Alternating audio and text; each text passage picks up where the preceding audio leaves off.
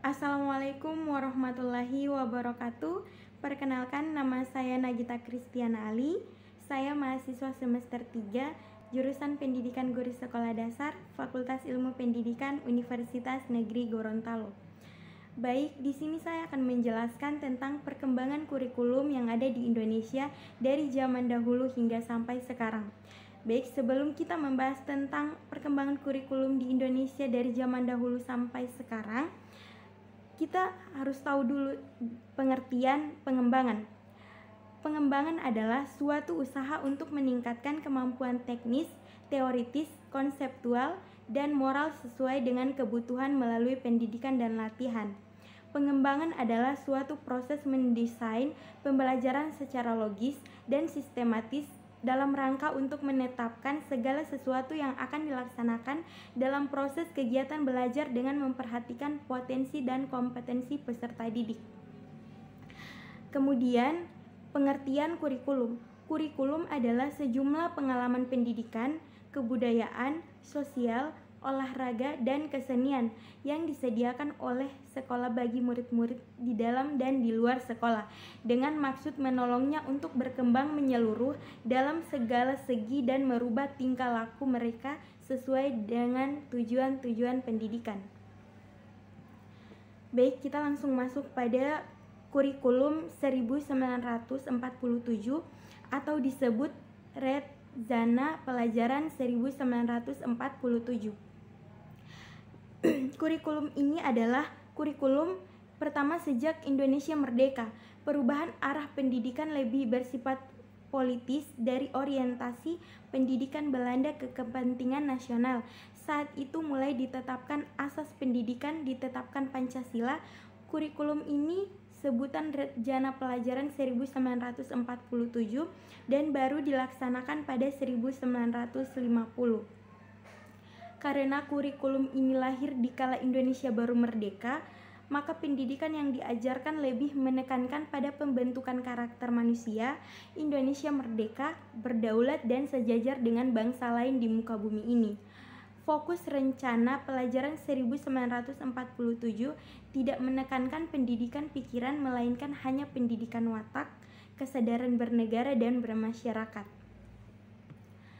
Yang kedua yaitu kurikulum 1952, Rencana Pelajaran Terurai 1952.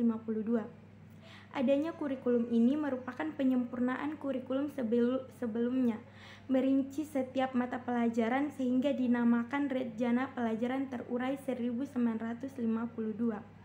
Kurikulum ini sudah mengarah pada suatu sistem pendidikan di Indonesia, seperti setiap pelajaran dihubungkan dengan kehidupan sehari-hari.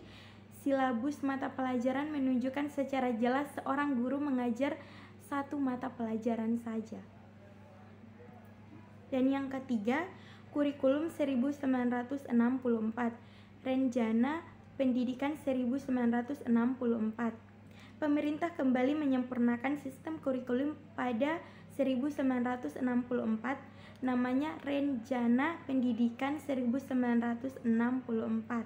Kurikulum ini bercirikan bahwa pemerintah mempunyai keinginan agar rakyat mendapat pengetahuan akademik untuk pembekalan pada jenjang sekolah dasar, sehingga pembelajaran dipusatkan pada program Pancawardana, yaitu pengembangan moral, kecerdasan, emosional atau artistik, keprigelan, keterampilan, dan jasmani. Yang keempat yaitu kurikulum 1968. Kurikulum pertama sejak jatuhnya Soekarno dan digantikan Soeharto, bersifat politis dan menggantikan Rencana Pendidikan 1964 yang dicitrakan sebagai produk Orde Lama. Kurikulum ini bertujuan membentuk manusia Pancasila sejati, kuat dan sehat jasmani, mempertinggi kecerdasan dan keterampilan jasmani, moral, budi pekerti, dan keyakinan beragama. Kurikulum 1968 merupakan perwujudan dari perubahan orientasi pada pelaksanaan Undang-Undang Dasar 1945 secara murni. Cirinya, muatan materi pelajaran bersifat teoritis, tidak mengaitkan dengan permasalahan faktual di lapangan.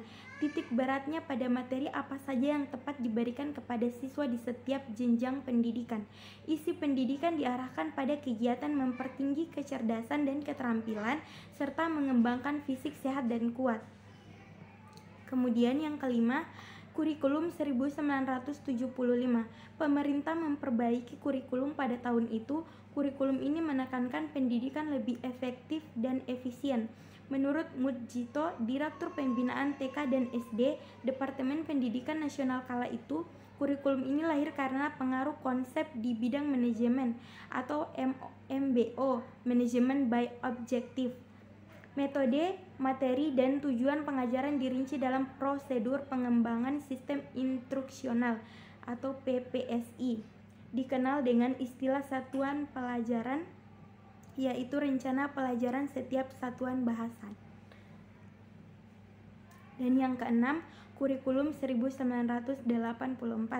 Kurikulum ini mengusung pendekatan proses keahlian, meski mengutamakan pendekatan proses, tapi faktor tujuan tetap penting. Kurikulum ini juga sering disebut kurikulum 1975 disempurnakan. Posisi siswa ditempatkan sebagai subjek belajar dari mengamati sesuatu, mengelompokkan, mendiskusikan, hingga melaporkan. Model ini disebut cara belajar siswa aktif atau biasa disebut dengan CBSA. Dan yang ketujuh, kurikulum 1994 dan suplemen kurikulum 1999.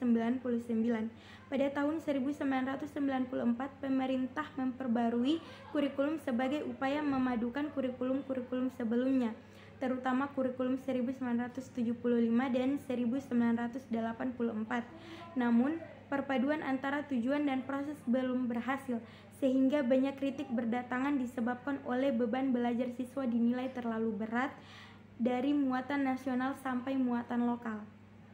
Misalnya bahasa daerah, kesenian, keterampilan daerah, dan lain-lain.